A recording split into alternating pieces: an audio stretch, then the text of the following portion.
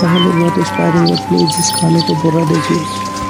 एक गांव में रतन नाम का अमीर युवक रहता था जो दिन भर आवारा फिरता रहता था। एक दिन उसका भाई बिरजू उससे बोला, ये तुमने आए दिन क्या नाटक बना रखा है रतन? मैं कुछ समझा नहीं भैया। रतन, तुम पूरे 21 वर्ष के हो चुके हो। हमारा इतना बड़ा अनाज का व्यापार है, आखिर तुम मेरे साथ गोदाम में क्यों नहीं बैठते? भैया, ये मेरे खेलने कूदने की उम्र है, मेरा अभी काम करने का बिल्कुल भी मन नहीं है। रतन, माँ और पिताजी के जाने के बाद तुम ही मेरी जिम्मेवारी हो। मैं नहीं चाहता कि तुम दिन भर ऐसे ही आवारागर्दी करते रहो। कल को मुझे तुम्हारा विवाह भी करना है। सीधे सीधे क्यों नहीं कहते भैया कि माँ और पिताजी के जाने के बाद मैं आपको बोझ लगने लगा हूं? रतन की बात सुनकर बिरजू क्रोधित होकर बोला, अपनी जुबान को लगाम दो रतन। तुम अपने बड़ों से बात करने की बिल्कुल तमीज भूल गए हो। रतन बिरजू की बात को नजरअंदाज करके क्रोधित होकर घर से बाहर निकल गया। तभी बिरजू की पत्नी आरती आकर बिरजू से बोली, रतन अब जवान हो चुका है, आपका उसे इस तरह डांटना शोभा नहीं देता। सुना तुमने आरती, उसने क्या कहा? मैं उसे बोझ समझता हूँ। आप चिंता मत कीजिए, धीरे धीरे वो सब समझ जाएगा।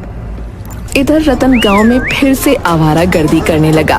तभी उसकी नजर मुखिया की बेटी झुमरी पर पड़ी। रतन उसके पास जाकर बोला, मैं तुमसे काफी दिनों से बात करना चाह रहा था झुमरी। देखो रतन, मैं तुमसे तंग आ चुकी हूँ। तुम गांव में मुझसे इस तरह की बातें करते हो और गांव वाले मेरे और तुम्हारे बीच को लेकर कुछ और ही समझते हैं। उन्हें जो समझना है समझने दो। जल्दी बोलो, क्या बात करनी है? झुमरी, मैं तुमसे प्रेम करता हूँ और तुमसे विवाह करना चाहता हूँ।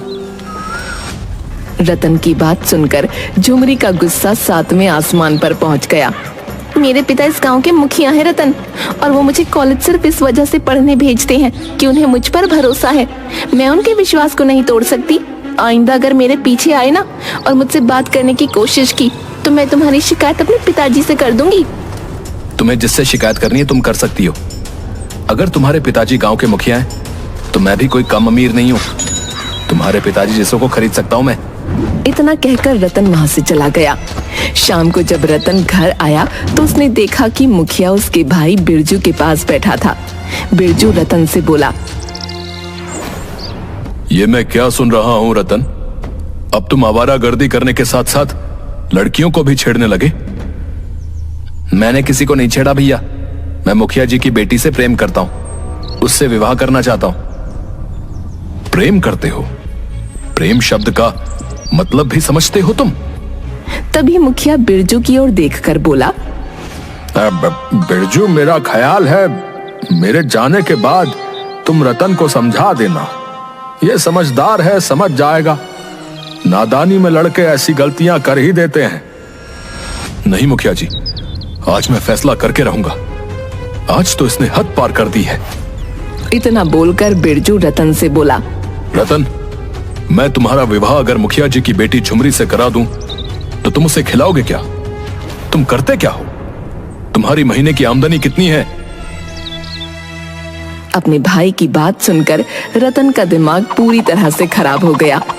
भैया, मत भूलिए कि पिताजी ने अपने जीवन में बहुत सारा धन और संपत्ति बनाई है। उसमें से आधा हिस्सा मेरा भी है। जानता हूं, लेकिन तुम्हारे जैसे नौजवान को जब पिता की संपत्ति और दौलत मिलती है ना, तो वो उसे मिटाने में ज्यादा दिन नहीं लगाते। क्योंकि तुम लोगों की बस यही समस्या है कि तुम मेहनत नहीं करना चाहते। आप क्या कहना चाहते हैं भैया? यही कि अगर पिताजी अपनी संपत्ति तुम्हारे नाम ना करते तो तुम भीख मांगने के लिए एक कटोरा भी नहीं खरीद पाते। पिताजी की संपत्ति की हक की बात करने से पहले एक बार ये तो सोच लेते कि पिताजी के काम में तुमने कितना हाथ बटाया है। बिरजू की बात सुनकर रतन क्रोधित होकर बोला, अगर ऐसी बात है तो मुझे पिताजी की संपत्ति भी नहीं चाहिए, ना ही मुझे ये घर चाहिए।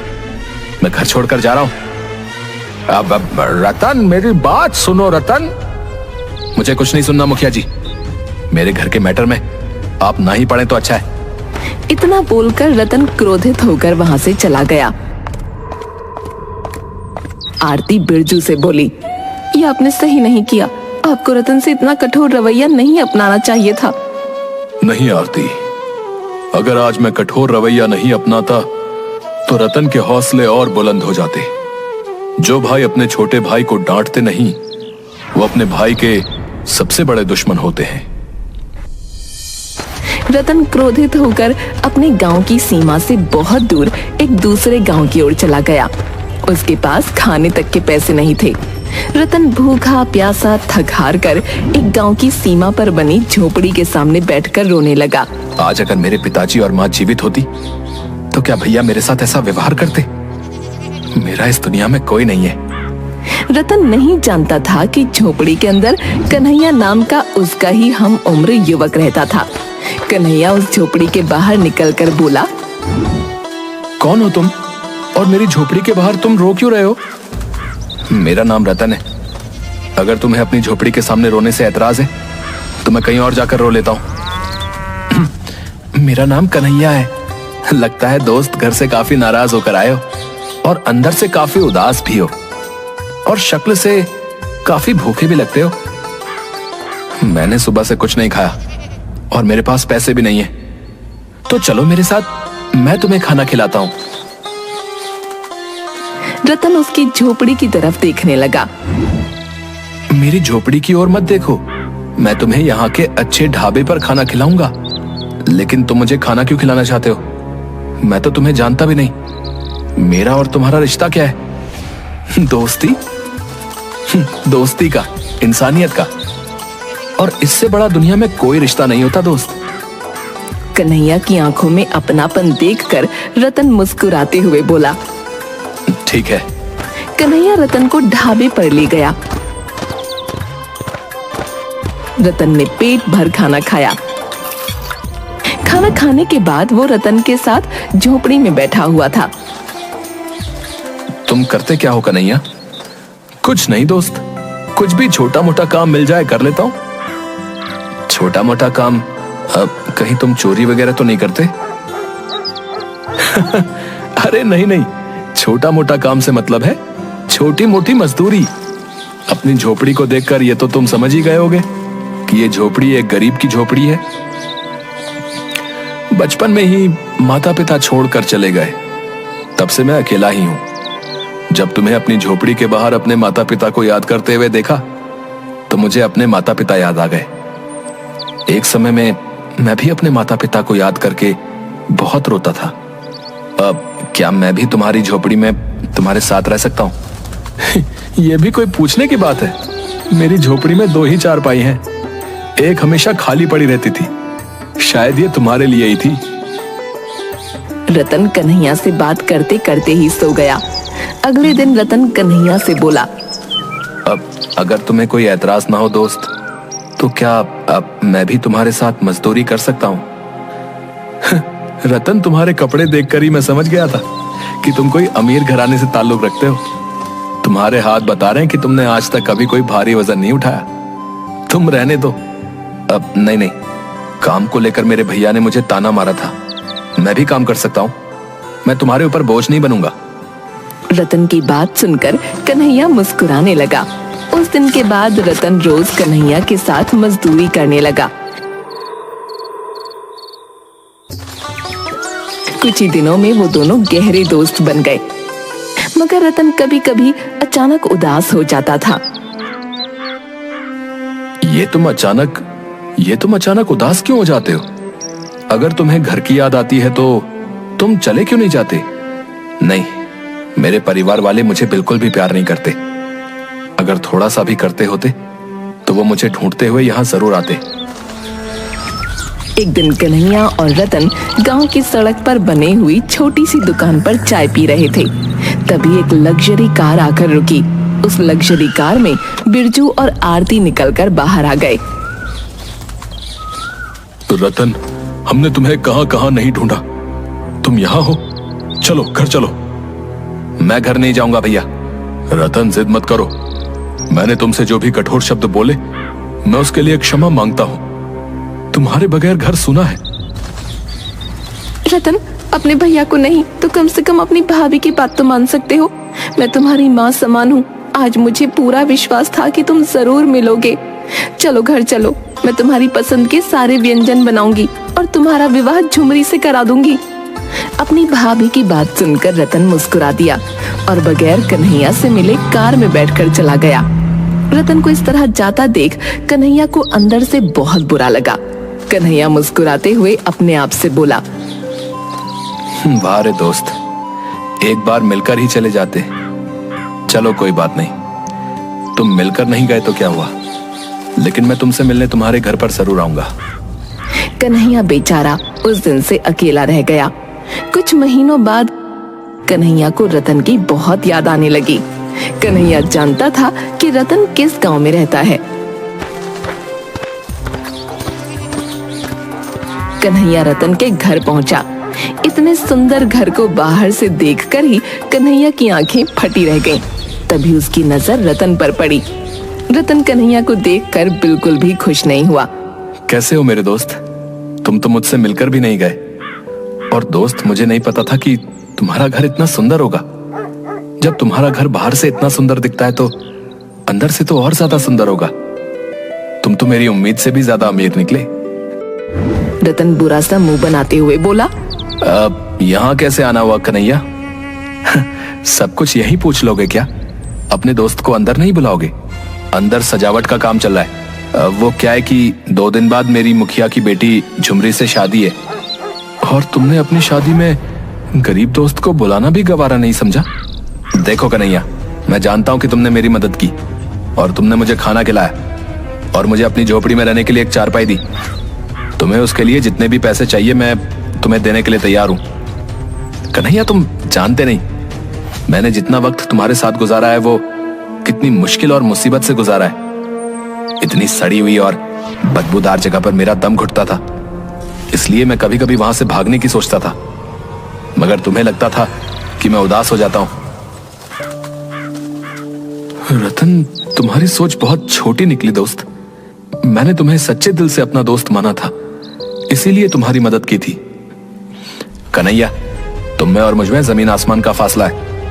एक अमीर और एक गरीब दोस्त नहीं हो सकते। मैं नहीं चाहता तुम्हें यहाँ पर कोई और देखे जिससे मेरी बेइज्जती हो जाए, इसलिए तुम शांति से यहाँ से चले जाओ। रतन की बात सुनकर कन्हैया उदास हो गया और उदासी से मुस्कुराता हुआ बगैर कुछ कहे वहां से चला गया। कुछ महीनों बाद कन्हैया अपने गांव के एक रोड पर खड़ा था कि तभी एक कार तेजी से आकर एक पेड़ से टकरा गई। कन्हैया वहां खड़े लोगों से बोला, अरे देखो, वो कार एक पेड़ से टकरा गई। कन्हैया सहित सभी लोग वहां चले गए। कन्हैया कार के अंदर बैठे लोगों को देखकर बोला, अरे ये तो रतन है और लगता है ये इसकी पत्नी है। एक व्यक्ति कन्हैया से बोला, क्या तुम इसे जानते हो? हाँ जानता हूँ, और मैं ये भी जानता हूँ कि ये कहाँ रहता है। अब ये दोनों तो बुरी तरह से जख्मी हैं। इन दोनों को तुरंत अस्पताल में एडमिट कराना होगा भैया। सही कहते हो, एक काम करो, जल्दी से कार से इन दोनों को निकालो। कन्हैया ने उस व्यक्ति की मदद से उन दोनों को अस्पताल में एडमिट कर दिया। उस व्यक्ति ने कन्हैया की मदद से रतन के परिवार वालों को वहां पर बुला लिया। बिरजू दौड़ता हुआ वहां आ गया और डॉक्टर से बोला, अब मेरे भाई की तबीयत कैसी है और उसकी पत्नी झुमरी कैसी है? देखिए, उनकी पत्नी को तो ज्यादा चोट नहीं है, लेकिन आपके भाई की हालत ठीक नहीं है। क्या कहना चाहते हैं आप? आपके भाई का खून बहुत ज्यादा बह गया है। खून ज्यादा बह जाने की वजह से उनकी दोनों किडनियां डैमेज हो गई हैं। तो फिर आप मेरी किडनी ले लीजिए। अब आई एम सॉरी, आपकी एज ज्यादा है। डॉक्टर, मेरे भाई के इलाज में जितना भी रुपया खर्च हो जाए उसकी चिंता मत कीजिए, बस मेरे भाई को ठीक कर दीजिए। आप जाकर सबसे पहले खून का इंतजाम करिए, क्योंकि आपके भाई का ब्लड का जो ग्रुप है वो हमें कहीं नहीं मिल रहा। बिरजू पागलों की तरह खून का इंतजाम करने लगा, मगर उसे रतन के ब्लड ग्रुप का कोई ग्रुप नहीं मिला और हर किसी ने अपनी किडनी देने से मना कर दिया। कन्हैया चुपचाप डॉक्टर के पास आकर बोला, मेरा ब्लड ग्रुप चेक कर लीजिए डॉक्टर साहब। तुम कौन हो? रतन का दोस्त हूँ। डॉक्टर ने कन्हैया का ब्लड ग्रुप चेक किया। अरे वाह, तुम्हारा ब्लड ग्रुप तो रतन के ब्लड ग्रुप से मैच खा गया। अब डॉक्टर साहब, मैं अपनी किडनी भी डोनेट करना चाहता हूँ। क्या तुम इस बात को सीरियसली कह रहे हो? हाँ डॉक्टर साहब, रतन मेरा दोस्त है, उसकी नई नई शादी हुई है। मैं नहीं चाहता कि उसे कुछ हो जाए। जब रतन ठीक हो जाए तो मेरा मैसेज रतन तक आप जरूर पहुंचा दीजिएगा। बस मैं इतना ही चाहता हूं। तुम बिल्कुल पागल इंसान हो। अरे बिरजू बहुत पैसे वाला इंसान है। उसे पता लग गया कि तुमने अपनी किडनी उसके भाई को दान दी है तो वो तो तुम्हें पैसों में तोल देगा। मुझे पैसे नहीं चाहिए, मैं दोस्ती के नाम को बदनाम नहीं करना चाहता। कुछ महीनों बाद रतन बिल्कुल स्वस्थ हो गया और ठीक होकर रतन मिठाई का डिब्बा लेकर डॉक्टर से मिलने अपने भाई के साथ उसके घर पर आया। भैया बता रहे थे कि उन्होंने आपसे बहुत पूछा कि मुझे किडनी किसने दान की है, मगर आपने भैया को नहीं बताया।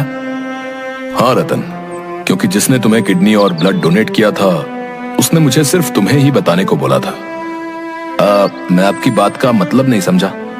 उसने अपना नाम कन्हैया बताया था और मुझसे कहा था कि रतन जब स्वस्थ होकर आपसे किडनी डोनेट करने वाले का नाम पता करने आए तो आप उसे मेरा नाम बताना और साथ ही साथ ये भी कहना कि असली दोस्त इसे कहते हैं। रतन से कहना कि अगर उसे दोस्त बनना है तो वो किसी गरीब को बनाए, क्योंकि गरीब ही मुसीबत में काम आते हैं। डॉक्टर की बात सुनकर रतन फूट फूट कर रोने लगा। वो बगैर देरी किए अपनी बाइक लेकर सीधे कन्हैया की झोपड़ी के पास चला गया, मगर उसने देखा उस झोपड़ी के अंदर कोई दूसरा ही व्यक्ति रह रहा था। अब यहाँ पर तो कन्हैया रहता था, कहाँ गया? कन्हैया तो यहाँ से 1 महीने पहले ही चला गया। क्या आप जानते हैं वो कहाँ गया? नहीं, उसने किसी को नहीं बताया, बल्कि उसने गांव में भी किसी को नहीं बताया कि वो कहाँ जा रहा है। हाँ, उसने कहा जरूर था कि कोई रतन नाम का इंसान पता करते करते यहाँ पर आएगा तो उससे कह देना कि दोस्ती का असली मतलब यही होता है। वो भले ही मुझे अपना दोस्त नहीं समझता हो, लेकिन मैंने उससे सच्चे दिल से दोस्ती की थी। उस व्यक्ति की बात सुनकर रतन भारी मन से झोपड़ी के बाहर निकल आया और पागलों की तरह कन्हैया को ढूंढने लगा, मगर कन्हैया उसे आज तक नहीं मिला। कन्हैया रतन को दोस्ती का बहुत बड़ा पाठ सिखा गया था।